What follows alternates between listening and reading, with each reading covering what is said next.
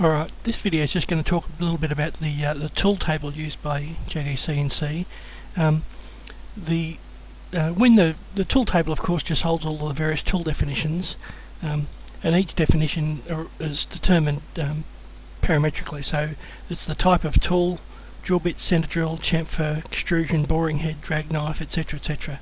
And the parameters that come up are often based on the type of tool there. So a drill bit will have a cutting edge angle.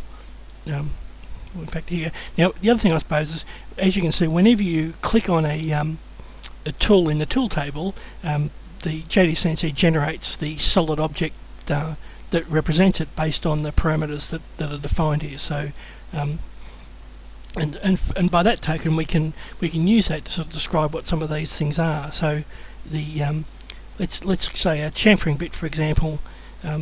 If we've got a flat diameter of 2, well, it's not very easy to see, is it? You can see that let's do that again. Let's maybe that 5. So the flat diameter is this area here. If this is a chamfering bit, I've lost it. There you go. Flat diameter, or 0 if it's a pointy end.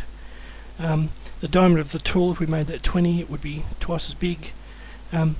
The cutting edge angle, 45. So the cutting edge angle is the angle from vertical to that one. So it's the angle in here. It's not all the way around. It's only from the vertical to there. So anyway, but and so tool length switch and etc. Touch probe,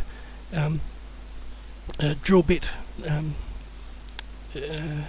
Actually, the only other one that's a little bit of a weird picture is a drag knife. If you define a drag knife, it just shows it as a Stanley knife blade, really. But the cutting edge angle is something that's set. So and that's used to into calculations. There's also a drag knife blade offset. So how far does the tip of the blade lag behind the pivot point if it's for a drag knife? So and the initial cutting edge angle. So when you're using a drag knife, of course, the machine's got to add the extra arc movements to basically let the tip of the tool touch the work surface and then rotate around that tip so that it orients it in the right direction, and then it pushes down to depth and then cuts in whatever direction it needs to do. So in order to start the program, it's got to know what angle is the blade with respect to the positive x-axis, and this is the number of degrees there, so that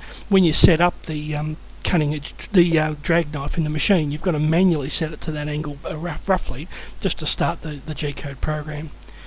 Now, the other thing to note is if I bring up the options window and look at the under the machining options, we've got the default tool table file here. So this is just a file name that's configured in here, and every time you do a file new, it will read that file to read the tool table information. So if you've got a master tool table, personally what I do is I have the default tool table file checked in a Subversion, and every time I add a tool or modify the tool table, I'll recommit that value to Subversion. So what I've done is I've configured the file on my local disk is where my Subversion copy is stored, and every time I do a file new, I'm assured of getting my latest tool table file. Now, of course, because all of these files are all XML based, it doesn't actually have to be a JDCNC tool table to have that file. You can you can say export to a JDCNC tool table, but you can also import a Kanban tool table file.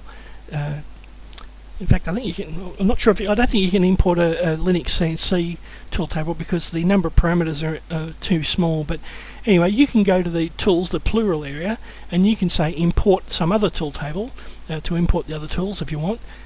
Or you can export a JDCNC tool table. So if you add a tool here, for example, what I do is I'll often export a JDCNC tool table, and it will default to the default tool table in the path for my where I normally store these things.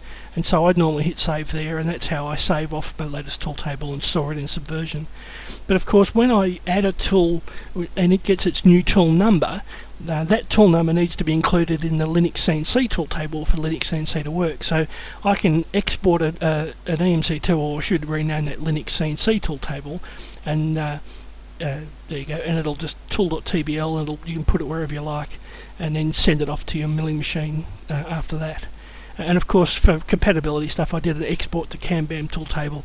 A friend of mine had been using Kanban and was merging onto this, and so for a while he had it configured so that his Kanban tool table file was the master, and he would have that in his, when his file new, it would point to his Kanban tool table and it would import that each time. And then if you do an export here, of course it'll regenerate that value. Now we can do sort by type and size.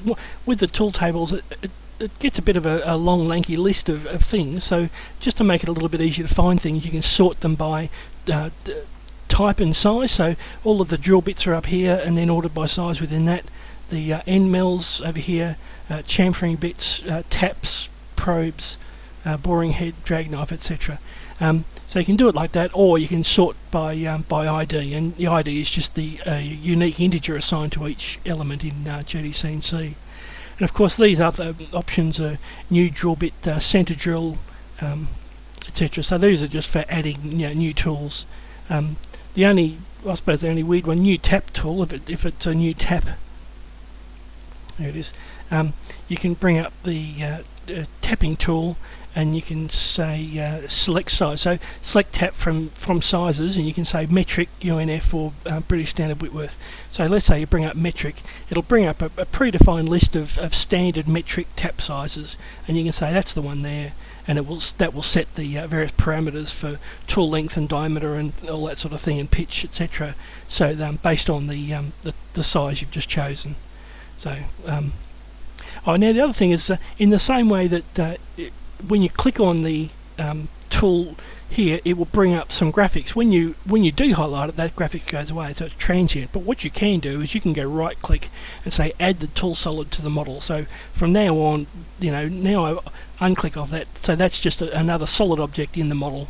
And the name, of course, is the type of the tool, so drag knife, for example. So I sometimes use this if I'm looking at if I'm sort of saying, well, if my 6mm end mill will go around that, how would it fit? I might add it to the tool table, and I can sort of move it over in position just manually and say, well, if I machine in there, am I going to bump into the next thing over there? So I just use the parameters in this thing to generate the tool solid, and then I can use that tool solid, manually if I really want to. There you go. I think that's really all there is about the tool table. I suppose the other thing worth mentioning, we've got, like if we have a ramping operation, for example, well, let me sort by the other one, sort by type and size, and 6mm. So a gradient here. So you can enter a gradient, or you can enter a ramp angle in degrees from horizontal. So if you say, you can say minus 5 degrees or minus 5 here, and if you enter minus 5 here, that'll convert the ramp angle in degrees into a gradient, rise over run in millimeters over millimeters, sort of thing. It's a ratio. So you can either enter a gradient value or a ramp angle value, either way. But the ramping gradient is defined with the tool itself, so that when you go to a contour operation, for example, and you want to do a ramping entry move, let me do that, and I'll just show you what it looks like. There you go, we'll just do a square, put that in to get rid of the warning, and if I generate that toolpath for that, if I set the number of tabs 0, and if I set the entry move to ramp instead of plunge, there we go. So you can see there the tool starts coming down here, and it'll rotate around halfway down, halfway back, and then cut right around. So these entries here are the ramping movements, and the gradient for ramping down and following the contour around when it does the ramping are defined for the tool itself, not for the contour. The contour just says I would like to do the ramping entry move, but the tool defines what gradient is safe for ramping for that tool. That's really the only extra thing I add for that. Alright, I think that's all there is to say about tools and the tool table. Yep, that's all there is to it. Alright, thanks very much.